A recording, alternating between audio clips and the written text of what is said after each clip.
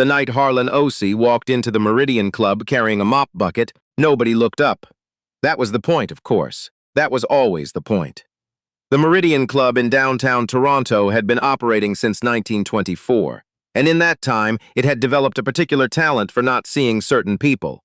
The chandeliers were Italian, the oak panels were English, the carpets were Persian, and the men who kept the floors beneath those carpets clean were simply invisible. Harlan Osei had been invisible there for 6 years. He was 53 years old, broad across the shoulders in the way that men get when they've spent decades carrying things. Boxes, grief, the particular weight of being underestimated. His hair had gone gray at the temples. His hands were large and calloused in ways that had nothing to do with the mop he was holding. He wore the gray uniform the club issued to its maintenance staff, the kind of uniform that told everyone who saw it exactly how much to value the person wearing it, which was not very much at all. On the evening of November 14th, the Meridian Club was hosting the annual dinner of the Dominion Business Council.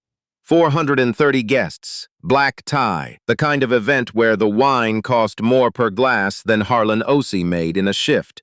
The names on the guest list read like the index of a book about Canadian power. There were senators. There were tech executives who had appeared on magazine covers.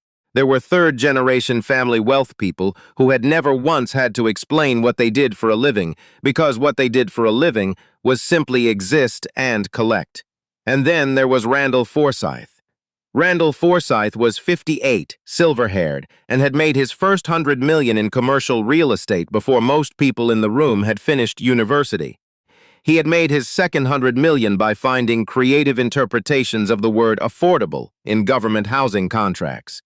He had a foundation named after himself.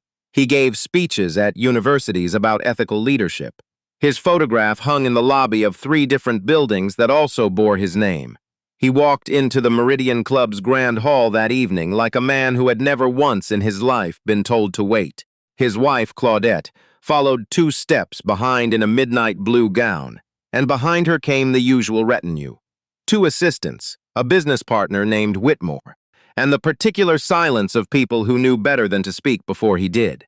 Forsyth moved through the room with the practiced ease of someone who had long ago decided that other people were either useful or decorative. The staff were neither. The staff were simply part of the architecture, no different from the coat hooks or the fire extinguishers. He looked through them, not at them, through them. Harlan Osei noticed this without surprise. He had been noticing it for 6 years. What most people in that ballroom did not know, what Randall Forsyth certainly did not know, and would not have cared to know, was that before the gray uniform, before the mop bucket, before the 6 years of early mornings and late nights at the Meridian Club, Harlan Osei had spent 22 years doing something else entirely. He had been a violinist, not a hobbyist, not a weekend player who kept an instrument in the closet. A concert violinist trained at the Royal Conservatory of Music in Toronto, then at the Guildhall School in London, then under Professor Dieter Manns in Vienna for 3 years that Harlan Osei still thought about when he couldn't sleep. He had performed at Roy Thomson Hall. He had been a guest soloist with the Montreal Symphony, the Vancouver Symphony, and twice with the National Arts Centre Orchestra in Ottawa. He had played for 3 governor-generals at separate official functions. Not as background music, not as ambiance, but as the main event, the reason people had dressed up and shown up and sat in the good seats. The Ottawa Citizen had called him, in 2009, the finest interpreter of Bartók currently working in this country. In 2014, a car accident on the 401 had changed things. Not permanently, but long enough. The nerve damage in his right hand had required 2 surgeries and 18 months of rehabilitation, and by the time Harlan Osei could play again, really play, the way he needed to play, the contracts had gone to other people, the momentum had shifted, and the particular cruelty of the classical music industry had moved on without him. He was 51 when he took the job at the Meridian Club. He told himself it was temporary. 6 years is a particular kind of temporary. The Grand Hall at the Meridian Club had a piano. This was not unusual.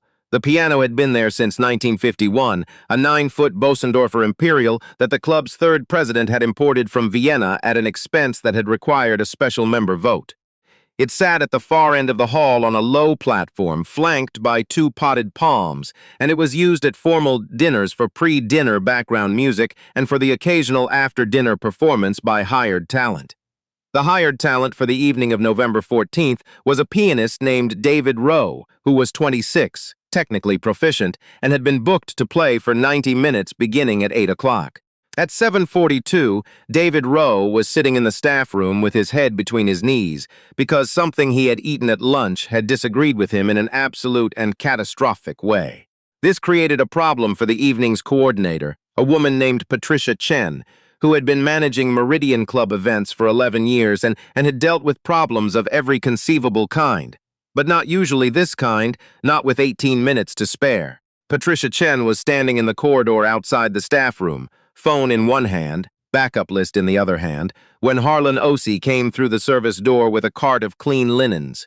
She looked at him, he looked at her, and then she said very quickly, "Harlan, you play, don't you? Someone told me you play." He had mentioned it once, 2 years ago, to Marcus on the overnight crew, and Marcus had apparently mentioned it to someone else, because that is how things travel through staff rooms. Sideways, quietly, without anyone meaning harm. Harlan Osei set down his cart. "I play," he said.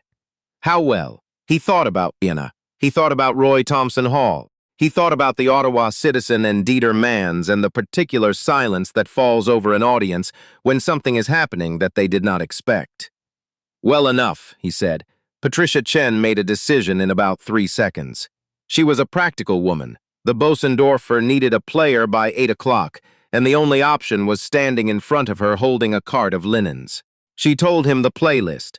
Something classical for dinner, something lighter for dessert, and then she went back to managing her 11 other problems. Harlan Osei changed out of his gray uniform in the staff locker room. He kept a change of clothes in his locker. Always, because there were sometimes events that ran long, and he'd learned not to take the subway home in his work clothes.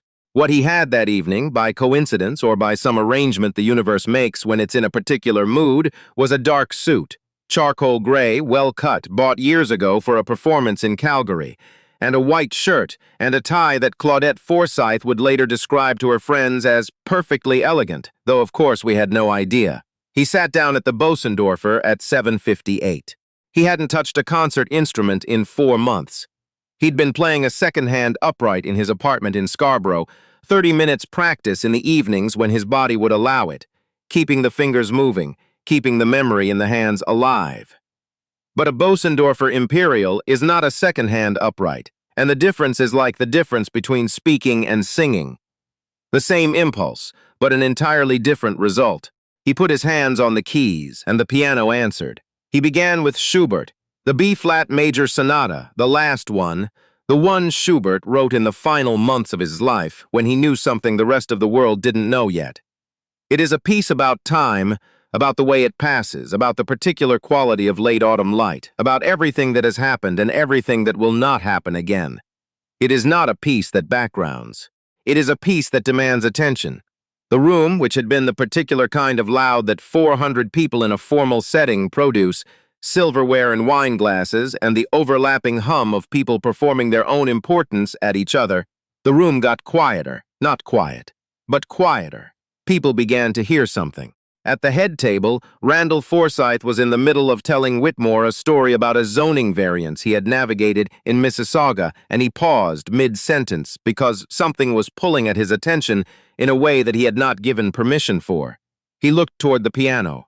He saw a black man in a gray suit sitting at the Bösendorfer, and something happened in Randall Forsyth's mind, something fast and automatic and entirely unreflective, that told him this was not right. Not the music. The music was, he had to admit to himself, extraordinary. But the man was not right. Forsyth had been at this club for 30 years, and he had certain pictures in his head of how things should look, and this picture did not match. He didn't question the assumption. Men like Forsyth rarely do. The assumption was simply there, solid and familiar, and he acted on it the way he acted on all his assumptions, without hesitation and with complete confidence that the world would confirm him. He stood up. He crossed the room. The music was still playing. Harlan Osei was moving from the Schubert into something of his own finding, a bridge passage, a few bars of improvisation that connected the formal European structure to something else, something that had its roots in a different tradition, a different kind of memory. People who knew music were leaning forward in their chairs. Forsyth reached the platform. He put his hand on Harlan O'C's shoulder. He said, and this was heard by the 12 people seated at the nearest tables, and later by a great many more, "What do you think you're doing up here? This isn't where you belong." Harlan O'C stopped playing. The silence that followed was not like the silence before. The silence before had been comfortable, the silence of people absorbing something beautiful. This silence was the kind that happens when everyone in a room realizes at the same moment that something wrong is taking place, and nobody has yet decided what to do about it.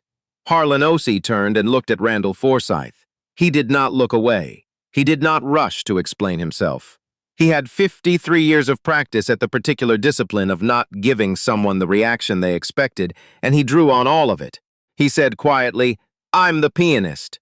Forsyth's hand tightened on his shoulder. "I don't think so," Forsyth said. "I know the people on this staff. You're maintenance. I'm the pianist for this evening," Harlan O'C said. "Get up."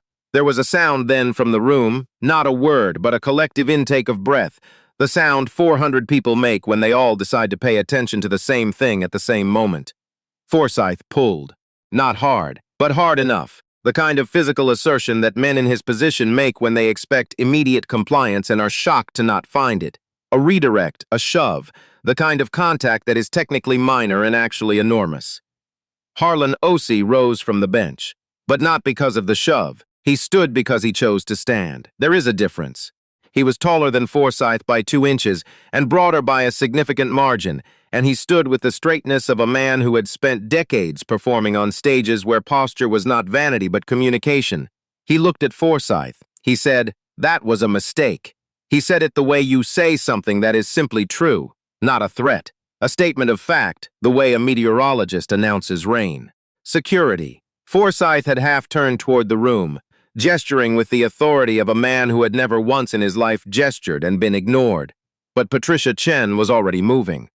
She had seen it from across the room, seen the moment Forsyth crossed the floor, seen the hand on the shoulder, heard the words at a distance of 15 feet, with the particular attunement of someone who has spent 11 years preventing exactly this kind of incident and had failed for the first time to prevent this one. She reached the platform. "Mr. Forsyth." Her voice was measured. She had been trained for difficult conversations in the way that people are trained who deal with powerful men and must be firm without being confrontational, which is an art form that nobody teaches but everyone in her position learns. This is Harlan O'C. He's performing this evening. He's an invited performer. Forsyth turned to look at her with an expression that said he was re-evaluating her in real time and finding her wanting. "He was polishing floors this morning," Forsyth said. "Yes," Patricia Chen said. "He works on our maintenance staff. Tonight he's also performing because our booked pianist is unwell." "You're telling me the cleaner is the pianist?"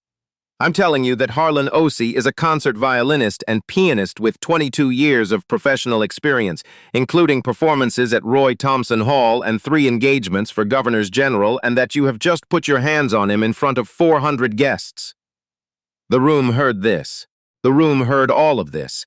There is a particular quality of silence that descends on a large, formal gathering when the subterranean power dynamics of a room suddenly become surface. It is different from other silences. It has weight. It has the texture of something that will be remembered.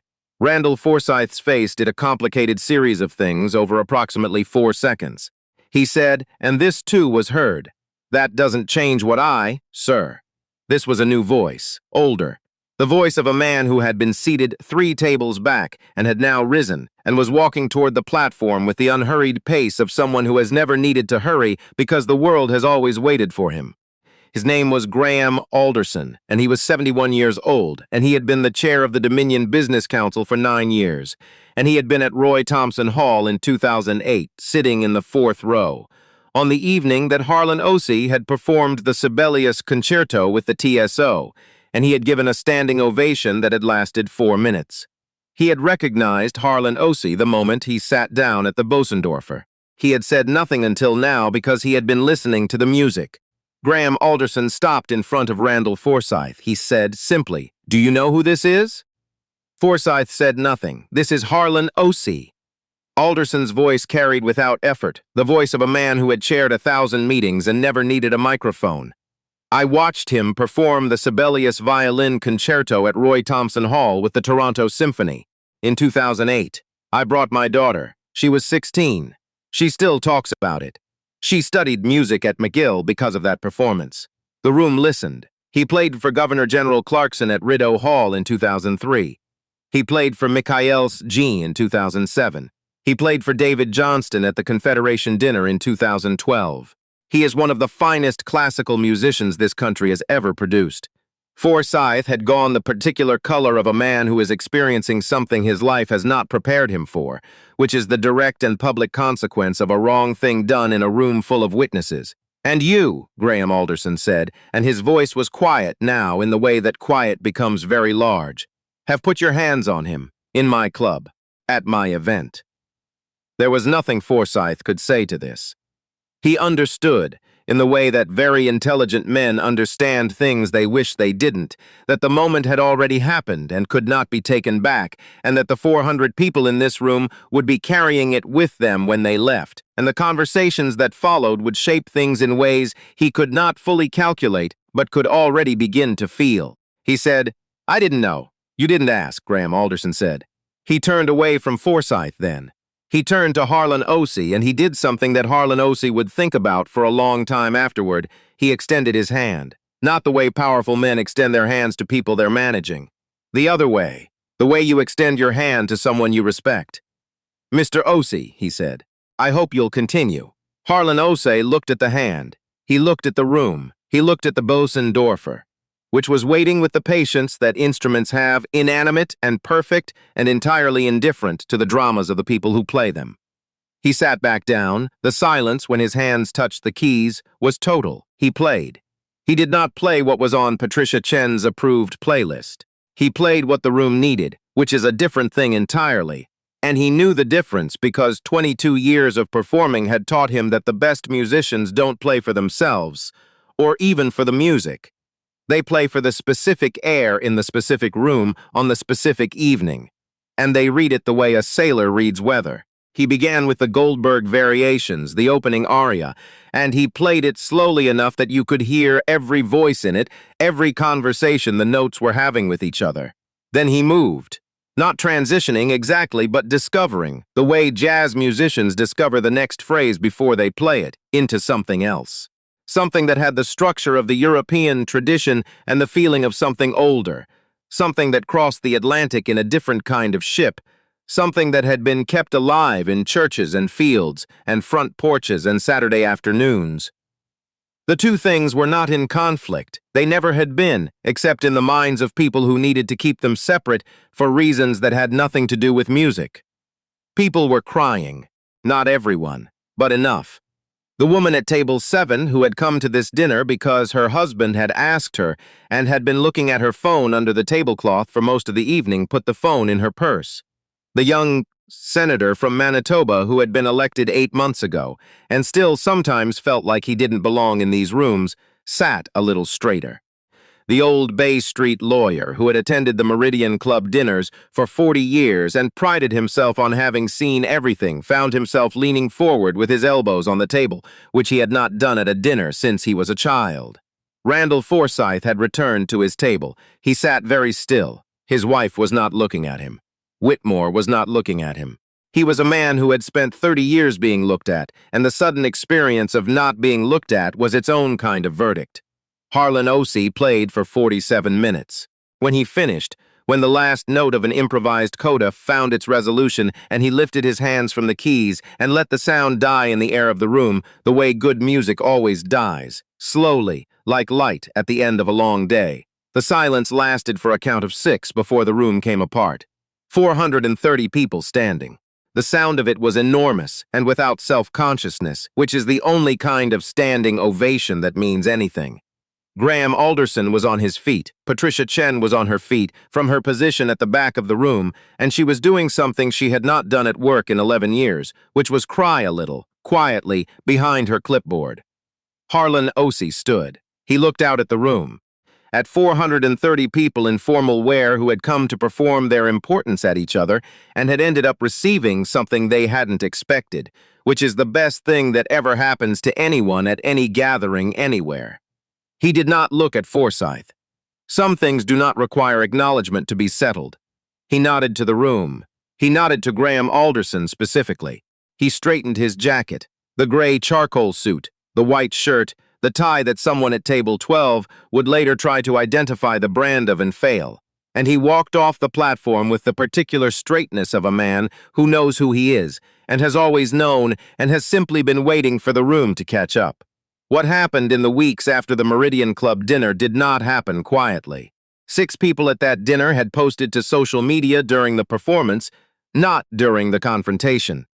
Because something about the confrontation had shamed them into putting their phones down.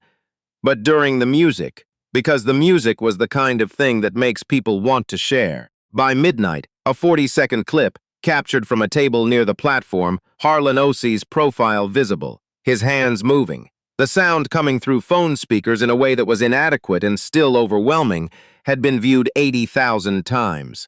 By morning, it was 400,000. By the end of the week, a journalist from the Globe and Mail had written a piece titled "The Pianist in the Gray Suit," and it had become the most read article on the publication's website since the pandemic. The National Arts Center called. The Toronto Symphony called. A documentary filmmaker in Vancouver called. McGill University called to offer him a master class, and the professor who called turned out to be the daughter of Graham Alderson, who was 32 now and had not forgotten the Sibelius concerto she'd heard at 16. Harlan Ose took some of the calls, not all of them. He was 53 years old, and he had been here before. Not exactly here, but somewhere adjacent. And he knew that the music industry's attention was a tide that came and went, and that what mattered was not the tide but the playing itself, which had never actually stopped. He still worked at the Meridian Club for 3 more weeks, because he had a lease and a schedule and obligations, and because Harlan Ose had always finished what he started. The last morning he worked there, he polished the floor of the Grand Hall, and when he passed the Bösendorfer, he stopped and placed one hand flat on the lid of it, briefly, the way you might acknowledge something between yourself and something else, something private that doesn't need witnesses. Then he picked up his equipment and finished his shift. Randall Forsyth resigned from the Dominion Business Council in December. The announcement cited a desire to focus on personal priorities.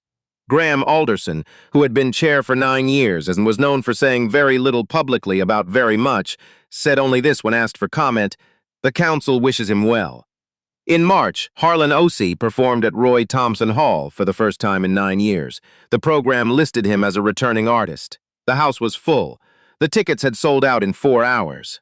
In the 4th row, a woman named Simone Alderson sat with her mother and her husband and her 7-year-old daughter, who had been brought along because her grandmother had said there are some things a child needs to hear before they're old enough to understand why, and that is the best time to hear them. When Harlan Ose walked out onto the stage, not in a gray suit this time, but in white tie and tails, the old uniform of his old life, the one that had been waiting in the back of a closet in Scarborough for 9 years. The applause was immediate and enormous, the kind that tells a performer something before a single note has been played.